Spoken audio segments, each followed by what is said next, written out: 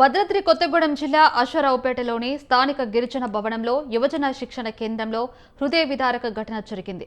అశ్వారావుపేట పట్టణానికి చెందిన డేరంగుల లక్ష్మి అనే నిరుపేద వృద్ధురాలు తన కుమార్తె రమణతో కలిసి పలుమార్లు స్థానిక అధికారులను కలిసి నివాసం కేటాయించాలని విన్నవించుకుంది. అధికారుల అలసత్వం, నిర్లక్ష్యం కారణంగా ఆమె ఆర్జీలు బుట్టదాఖలయ్యాయి. లబ్ధి చేకూరకపోగా కార్యాలయాల చుట్టూ తిరగడమే సరిపోయిందని బాధితురాలు ఆవేదన వ్యక్తం చేసింది.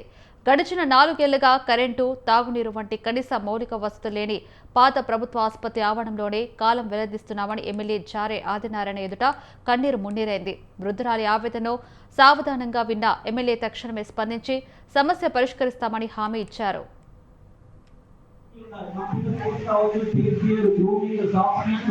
ప్రతి ఒక్కటి నేర్చుకోవాలి, ప్రతి దాంట్లో కూడా చేంజ్ అనేది కనపడాలి, లైఫ్ స్టైల్ అనేది చేంజ్ అవ్వాలి. సో ఐటీడీఏ పిఓ గారికి మండే వస్తే చాలు చాలా వరకు గ్రీవెన్స్ వస్తూ ఉంటాయి. ఏంటి సార్, 10th చదువున్నాను, డిగ్రీ చదువున్నాను, ఇంటర్ చేస్తున్నాను, నాకు ఉద్యోగం కావాలని చెప్పి ఏంటనేది ఇక్కడికి వచ్చి మాట్లాడగలగాలి. మాట్లాడితేనే మీరు ఏదైనా నేర్చుకున్నప్పుడు మీరు నేర్చుకున్నారు.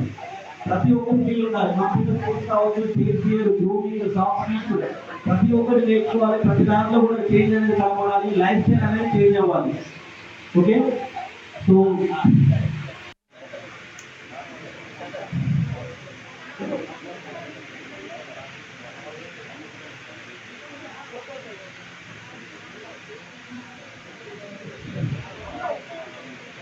సో ఐటీడీఏ పిఓ గారికి మండే వస్తే చాలు చాలా వరకు గ్రీవెన్స్ వస్తూ ఉంటాయి. ఏంటి సార్, 10th చదువున్నాను, డిగ్రీ చదువున్నాను, ఇంటర్ చేస్తున్నాను, నాకు ఉద్యోగం